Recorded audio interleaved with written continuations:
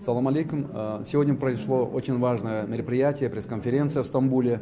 К этому мы давно ждали, готовились. Все это началось после нашей поездки в Душанбе.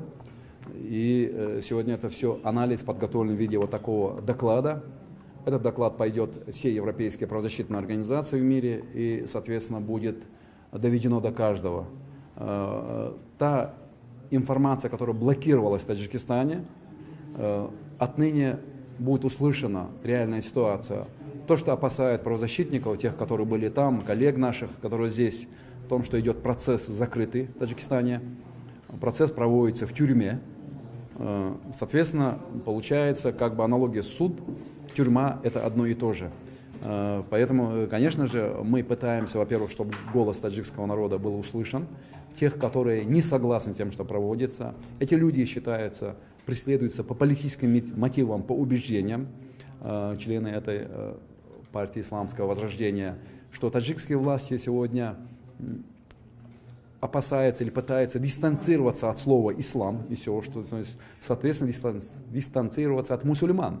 Вот это очень крайняя ситуация. Лично я это вообще не понимаю. Куда тогда он собирается идти? В какой мир? Все-таки мир разделен на цивилизации. Есть глобальная, известная исламская цивилизация, которая еще в средние века поднимала Европу. Когда там не умели, даже жили в дворцах, не умели писать, читать. Именно мир, цивилизационная культура шла через ислам. И одной из таких стран является Турция, очень символично. Османская империя как раз распространяла великий исламский мир, культуру несли и защищали всех людей Писания, и иноверцев других тоже. Ислам это была защита.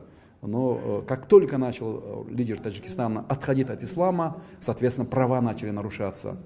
И это показательный пример. Пока он не вернется туда или не уйдет не там, где люди это делают, ну, конечно, я не вправе делать какие-то политические заявления, но я с точки зрения права смотрю. В Таджикистане нет беспристрастного, независимого, справедливого суда. Этого не будет. Не надо обнадеживать себя. В Таджикистане не будет справедливого, честного, беспристрастного суда. Суд вынесет то решение, которое скажет им президент. Соответственно, чего мы ждем? Приговор обвинительный. С того момента, как их арестовали, их уже осудили. То есть их можно сказать, там не нужно, суды надо там убрать. Надо оставить Рахмонова и несколько следователей. 5 следователей, и хватит Таджикистану. Это что? Это страна? Это права в 21 веке. Для чего это нужно было тогда независимость? От кого-то не было.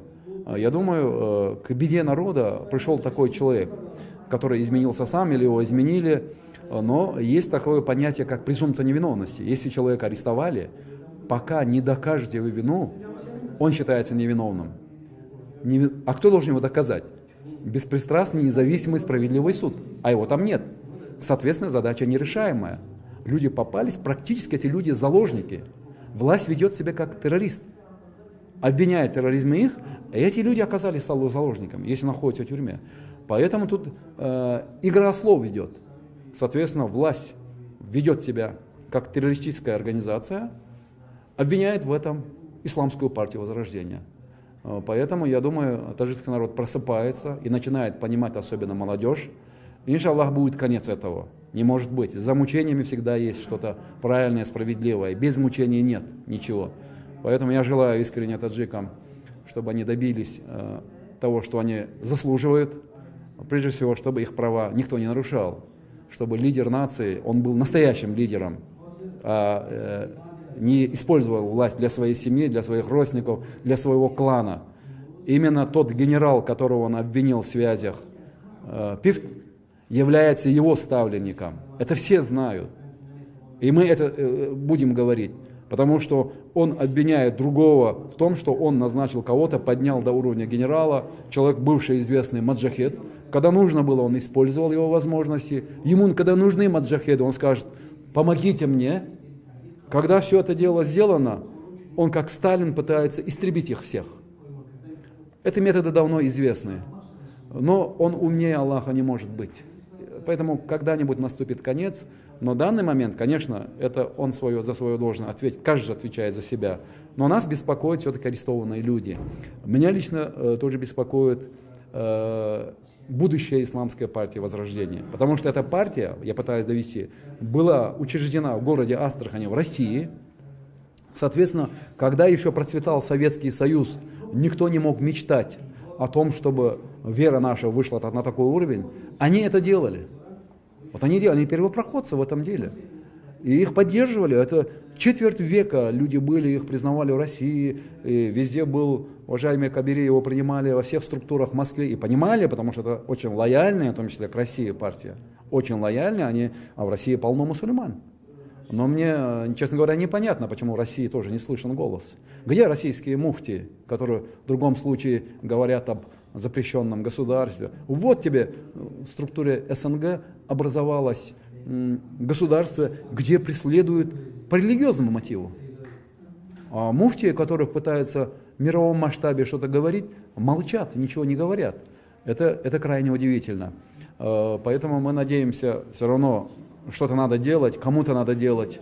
При всех сложностях, противодействиях мы идем, мы должны рассказать правду о том, что происходит. Эти люди сидят по политическим мотивам, это политические заключенные, они сидят за вероубеждения и за то, что пытались власти говорить: соблюдай закон, соблюдай права таджиков. И самая непростительная ошибка, я считаю, это позор для власти, когда они собственных дочерей вытесняют из Таджикистана, отправляют в Россию, извиняюсь, на панели. Это непростительная ошибка. Как же ты можешь сделать так, что таджикские девушки не могут быть убеждены, что у себя на родине они найдут покой? Мы получаем разные, нам же пишут много, что они творят. Такое не творили фашистские оккупанты, когда захватили Беларусь и Украину. Не творили такого с местным населением. А там это делается. Вот, конечно же, он не хотел бы, чтобы это было услышано. Он хотел бы, чтобы внутри все, что он говорит, чтобы знали, это и все. Но сегодня мы здесь, слава Аллаху. Мы об этом говорим. Кстати, пример Османской империи. Никто не смог его взять. Никто. Но изнутри было разрушено. Изнутри. И эта власть тоже разрушится изнутри. Потому что он закладывает фундамент собственного разрушения.